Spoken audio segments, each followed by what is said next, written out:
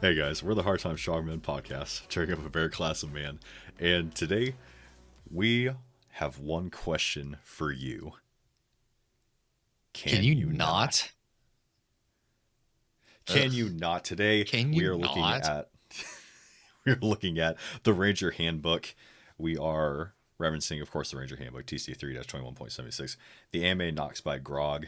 That's a website. They also have a really great mobile app. And just from a personal reference, the Ashley Book of Knots has a lot of great resources. So we are talking about knots today. This is an incredibly hard platform to teach you how to time knots. So we're not worried Right. about that today. Today we are worried more about use of knots, care of knots, and just some basic guidelines and principles. And we'll throw out some references for good knots that you should know just as Yeah. an adult in an operational kind of mindset. Yeah. So We'll throw some things up on Instagram, some visuals, so you can learn how to tie some Instagram, pretty basic knots, Discord, or at least Patreon, yeah, Substack, everything that we can do visually, we're going to throw out there. yeah. We'll give you some basic knots and some like more advanced knots that you should probably know how to do. So let's just dig into it, man. Yeah. Ropes and cords. So ropes and cords are the most important pieces of mountaineering equipment. They steer climbers and equipment on steep ascents and descents, and they pretty much make everything possible if you're looking at tough terrain or looking at carrying more than just yourself and a light pack. And Because these are really also important, not just for mountaineering and climbing, but also for boating, for survival, for everyday use. I can't tell you how many times in my house I've tied square knots. Like it's got to be dozens, if not hundreds. I, the thing is, if you're in Western Nation, you tie your shoelaces every day, right? Correct. Unless you on wear on slip-ons. some level, on some level, everybody uses a knot at some Hmm. point. It's a very, obviously, a very widespread, very ingrained part that a lot of people don't really think about. But this is the kind of skill set. The more that you put into it, the usability, the motility of knowing how to utilize knots is insane. Yeah. You can do all sorts of stuff. So we had to take out my, a huge tree in my backyard a couple of years ago, and my buddy who knows how to do everything, including arbor, apparently, um, was Jay. help, was Yep. was helping me do that. And I'm talking about, I went out and just went to Atwoods, bought a decent rope, and just with a couple basic knocks of bowline, a couple hitches, a pulley, everything, we were able to safely get that down. And we're talking about an insane amount of weight. We dropped one of Hmm. those limbs and it pulled me off the ground 5 feet in the air, 10 feet away, like it was nothing when it fell. Right. Yep. And that knot didn't care. So being able to knowledgeably and safely use knots is an incredible skill set. Right.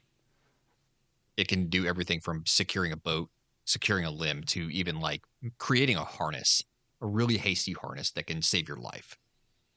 Oh, a litter. I mean, you talked about fishing. Right. I mean, Yeah. goodness, man, bait a hook. Oh my God. Everything you need. Talk to an old fisherman. Talk to a 5-year-old kid who's been fishing with his dad since he, you know, knew what fishing was. Hmm. I mean, this is a really ingrained, really huge skill set. So Right. we're taking on the more mountaineering aspect of it, but because that's what the Ranger Handbook is talking Correct. about. Yep. But onwards and outwards. So, two classifications of rope: static and dynamic. So, a static rope is used when the rope stretch is undesired and when a rope is subjected to heavy static weight. This should never be used while you're climbing. The force generated from a fall while using a static rope can cause injury or death to the climber and belayer. This is mainly used when you're constructing fixed rope installations. So think of those camps that are on the side of mountains where your load is just stacked, not moving. Nope. Okay, I'm good. Nope. it's not You for will you. You will never. I've seen pictures of that. Dudes like on the sides of mountains in their freaking sleeping bags, just Chilling. lashed to like a fucking anchor in the side of. No, it's not happening. No, no, Not no, for you. absolutely not. Absolutely not. Those people are on cocaine. No, I'm good. Goodness. Oh, fixed rope installations, rope bridges, vertical halt lines, all that sort of thing. Also, in my head, I think of food stores That's a good one. when you're out and about, so to keep from critters, that kind Yep. of thing. Stuff that it's not a dynamic load. It's going to be hanging there for a while, and you want to hold some serious weight. That's what a stag line is for. Mhm. So, dynamic rope, that is the rope that you're actually going to use for climbing. So this can stretch, and I'm sure that this statistic, this number has changed since we're using our publicized Ranger Handbook. But Ranger Handbook says can stretch between 8 and 12%. The rope can stretch between 8 and 12% of its length when subjected to a weight or impact. So this is a dynamic. This is a rope that is able to be stretched so that it can absorb the impact of your climber, belayer, anchor, hmm what have you, when there is a potential impact. So you have to think you are the weakest length or weakest link in your equipment. So if you're using a stack line and your body falls for a while and then stops all of a sudden, it's not going to hurt the rope. It's going to hurt you. Right. It's the same principle as speeding and crashing. It's not speed that kills you; it's the sudden stop that gets you. Let's hit some rope terminology here. So a bend is just you're joining two ropes or fishing lines together. A bite. A bite is made by folding a piece of rope so that two parts lie alongside each other. And when they're tied Like a U near the shape. ropes, yeah, U-shaped. Yeah. When tied near the rope's end, the parts will be the tail lying beside the standing end. So, like you said, a U shape. The tail end or the working end. Mm-hmm. Or no. There you go. That's Yeah, no, sorry. no. That's right. That's right. The Yeah, working end. yeah. So tail end, working end, standing end. You're just fully down on itself essentially. Right. We use this terminology bite when we're talking about how to actually construct a knot. When you're actually tying a knot, this will be used in the terminology. So if you're reading a book, if you're on Knots by Grog or Animated Knots, this is the kind of terminology they're going to use so that everyone's on the same page. Yeah. It's the principle of essentially creating a quick release is all it is because then you have access to the end of the rope, which allows you to untie it or pull it to quick release it from its intended purpose or Right. anchor, whatever you want to call it. Yeah. You're dressing up nice. Right.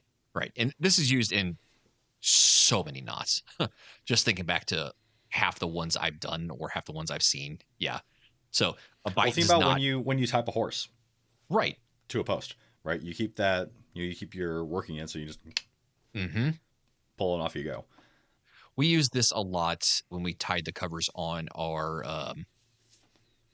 Bradleys. So we pull the covers down on top of them, cover them, and then of course, you tie up the end. But then we would do a decorative bite. So Yeah, it'd yeah, just yeah. be it'd be a braid. You're just kind of looping it over, looping it through, loop it over, loop it through, loop it over, loop it through. So that when you get to the end, that's where you actually tie the thing, and then all you have to do is take it and yank it, and it just pulls the entire length of it out, which gives you access to the entire rope up to where you actually have tied it to the actual Bradley or striker in our case. Makes it look pretty for the commander. Makes it easy for guys on more full Mondays. Exactly. And keeps it up off the ground so it doesn't get dirty. Dressing a knot. So Yeah. dressing a knot. That's all we're talking about is we're arranging the components, the loops, the everything that goes into constructing your knot in such a way as to optimize the security, the strength of the knot. So whenever you're tying your shoelaces and you pull a little bit tighter and then you move the hmm loop over a little bit so it's not the curve the knot or the string your rope isn't curled, it's all flat and pretty. That's making it more organized, making it more structured, more more strong. You're optimizing the strength and the security of the knot. That's all it is. Fancy way of Yep. saying that. Yeah. I've also heard people say dressing a knot when you have your two working ends that are just kind of flapping in the wind, do an extra half hitch Mm-hmm. on whatever you're tying to, just so that you don't have the option for the rope to come undone. I've heard it used in that way too. Right. And it's really easy to just throw on halter hitch onto whatever you've tied just to get that extra rope squared away. What's a hitch? What's a hitch?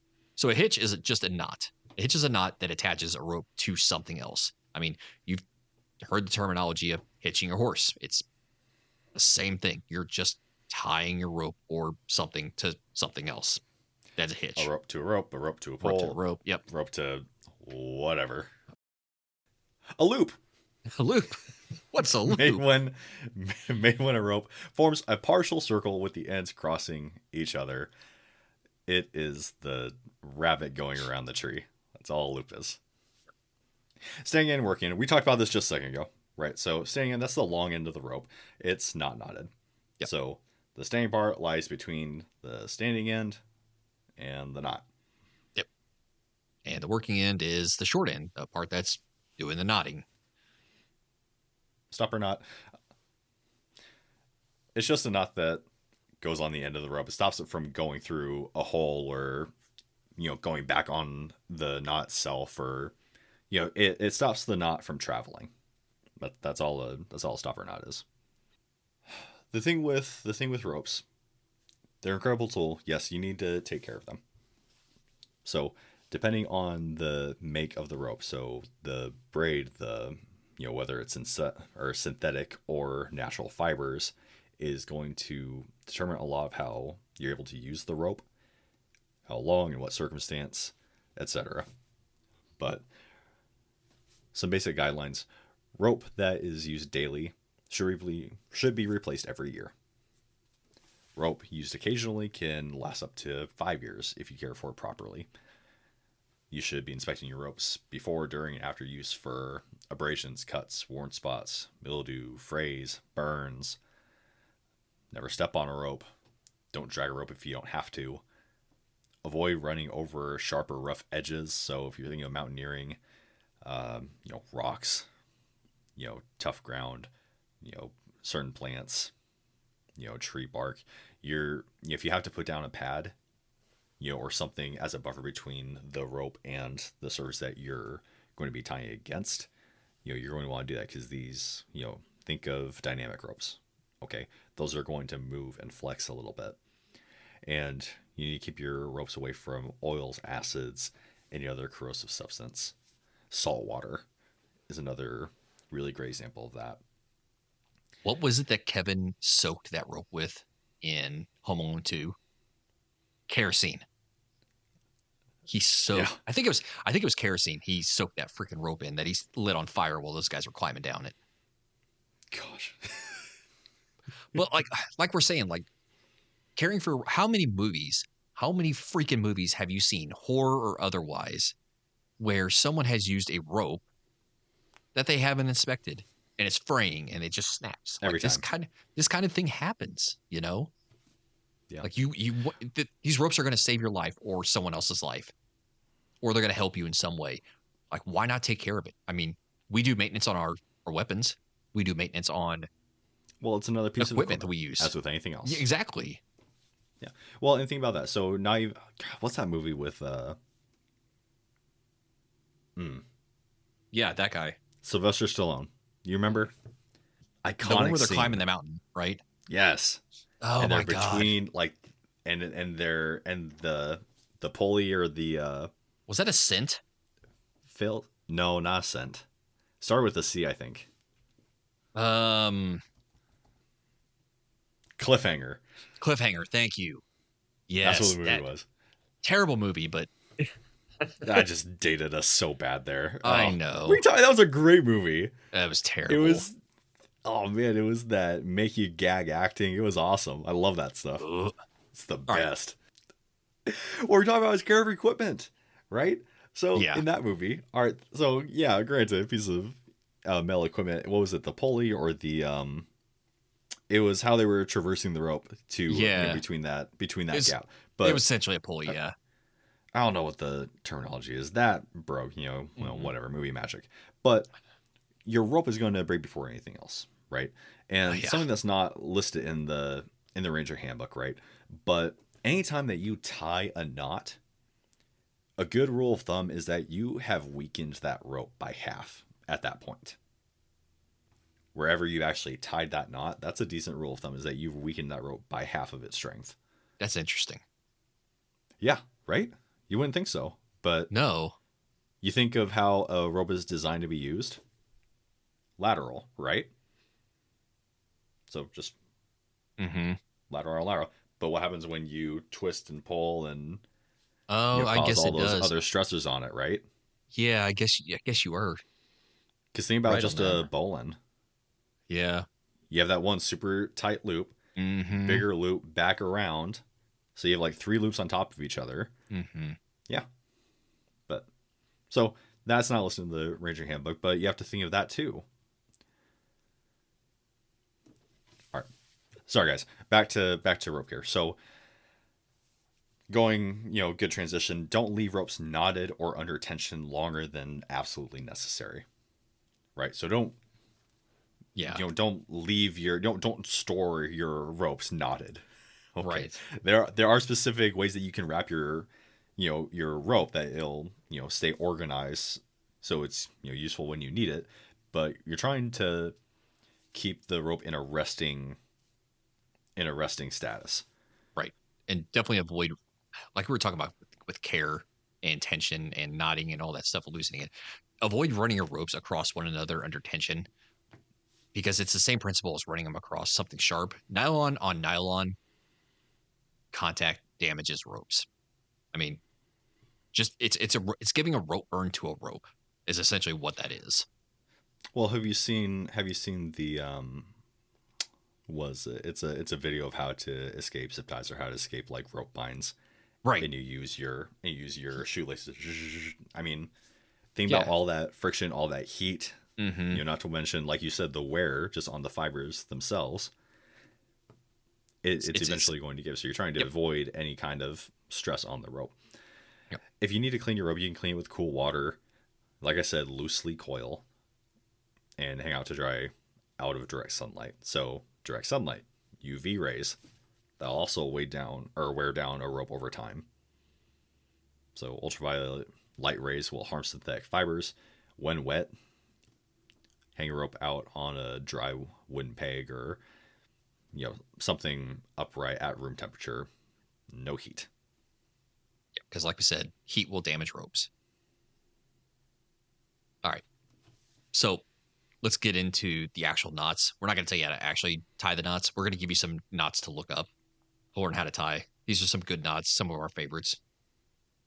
Like we said at the beginning of the episode, our three main resources that we recommend for just general rope knowledge and how to tie ropes: the Ranger Handbook, Mm-hmm.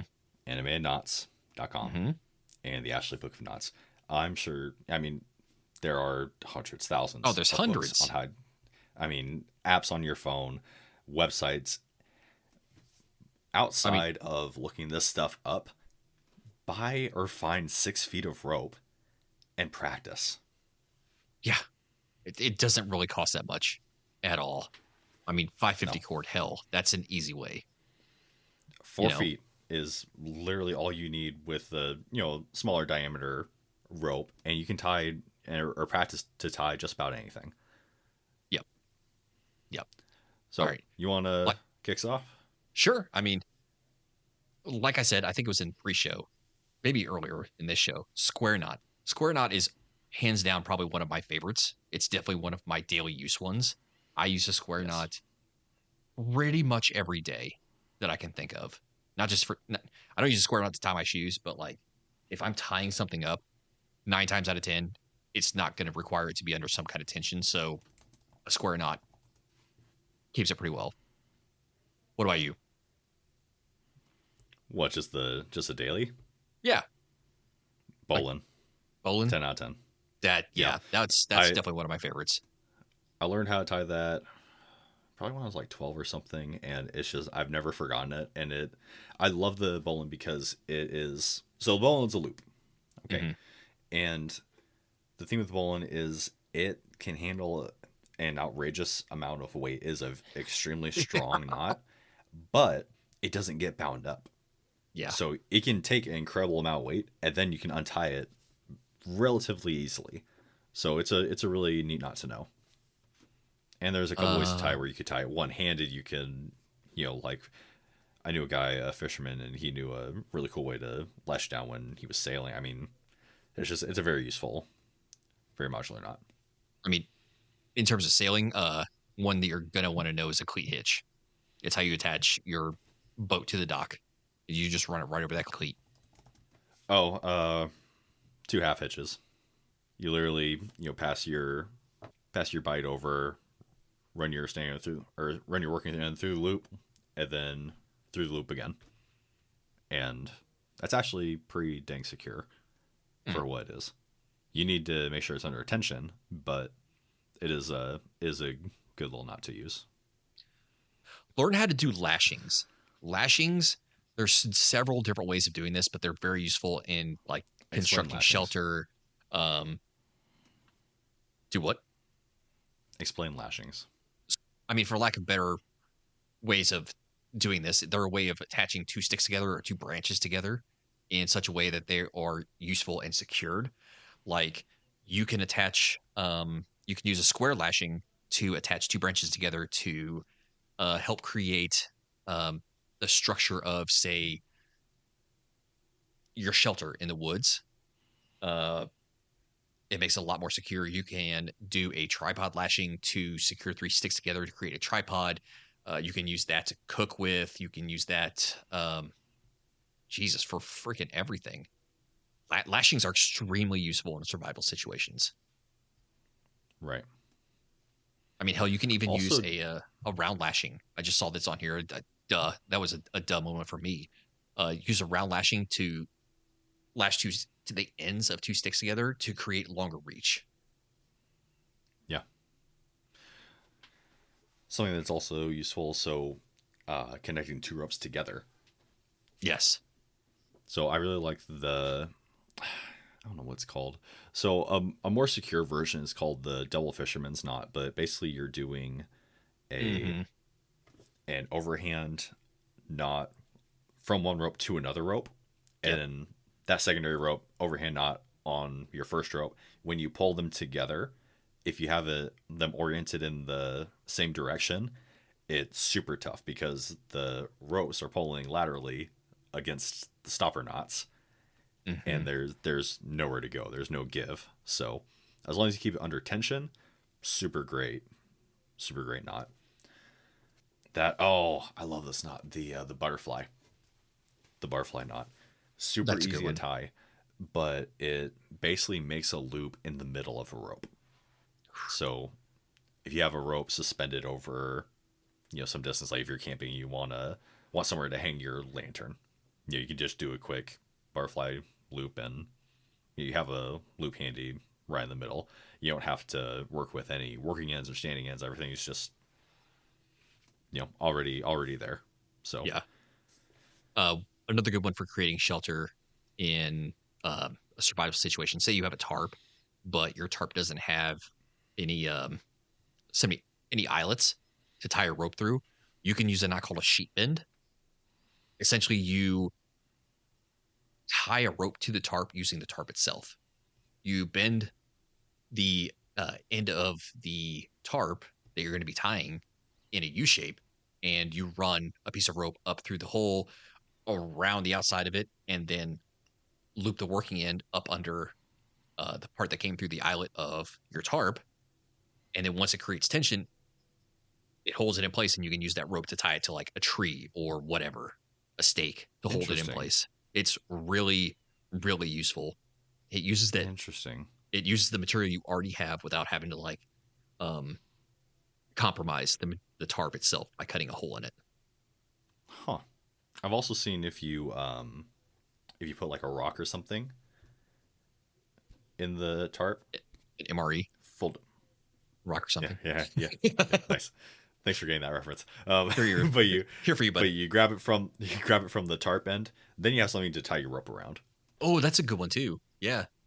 Yeah, that Absolutely. does put stress on the tarp itself, though. So It you'd have it to watch out for wear and tear on does. that. Yeah. That's when it's handy to have a heavy tarp instead of just a light one because Yes, the fibers will hold it 100%. together a little bit better. Which sucks because I mean you've seen what they can do with tarps nowadays. I mean how just light. Oh yeah. Yeah, I got other good ones, man. Oh dude. So many, right? There's this is just full of them. I mean, trucker's hitch, clove hitch. There's dude, learn your hitches. Hitches are like they're it. Learn how to Sliding do hitch. learn Yeah. how to do like slip knots, learn how to create snares with some of this stuff. Um Half hitch, overhand, double yeah, overhand, I figure mean, eight. yeah. Like, yeah. Splices are really good. Mm. Um And that's just talking about rope. I mean, you can get into like webbing. oh my Like tying god. webbing is Yeah. huge. But I know this was a tough subject. I know this is hard to just listen to. This kind of a refreshing episode for that because we're not going to try to teach you how to tie a knot over voice, or that's kind of a fruitless endeavor. But we provide resources. We'll have more resources in the captions of all the posts that we're going to make for this episode. But we wanted to give you some general, not knowledge, not care, and get that conversation started because this is something that you absolutely should know just as a responsible adult, let alone in whatever working capacity you plan to use this in. Be a nerd. Learn how to tie knots. And there's no real excuse. That's the whole thing. Like 2-3 feet of just string, rope, and you can practice all day, every day, wherever. I mean, I used to have a little bit of rope or 550 cord that I kept at my desk, and when I wasn't, pulling back or charting, I would, practice real quick. It's a Nerd. right, but it's a skill set that can be practiced darn near anywhere, and it's Yep. incredibly useful if if and when you need it. It's not something that you're just going to learn on the fly. No. No. It's something that you need to put the hours in. So, oh my gosh, especially fishing. Oh, Dude. yeah, Yeah. nothing worse than having your freaking line come untied. We are the Hard Time Strongman podcast, cheering up a better class of man. Can you not stay in the fight? Stay in the fight.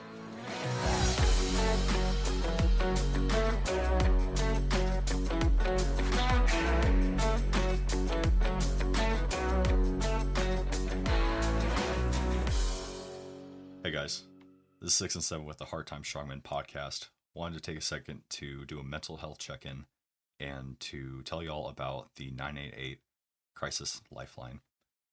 So, the 988 Lifeline is a national network of local crisis centers that provides free and confidential emotional support to people in suicidal crisis or emotional distress 24 hours a day, 7 days a week in the United States. You can reach the Lifeline at 988lifeline.org, or you can call or text 988 to get help, to get someone real on the phone. Every struggle is different. Every struggle is hard. But you are not alone in whatever you're going through. As someone who has used the 988 crisis line, I fully recommend that if you're feeling any of those feelings of depression, suicide, hopelessness, get in touch with them immediately. They will help you, they will listen to you. Once again, guys, you can reach the Lifeline at 988lifeline.org, or you can call or text them at 988. As always, guys, stay in the fight. Stay in the fight.